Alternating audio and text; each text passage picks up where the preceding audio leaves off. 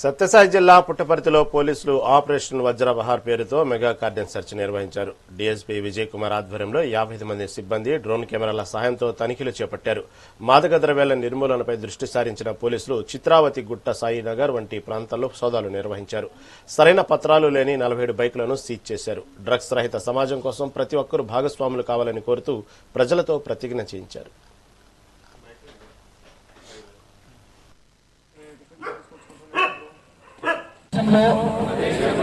ముఖ్యంగా యువతలో మాదక ద్రవ్యాల దుర్వినియోగం పెరుగుతోందని మరియు అవగాహన కల్పిస్తాము. తద్వారా భారతదేశంలోని యువత మాదక ద్రవ్యాల రహితంగా జీవించగలదు మరియు వారు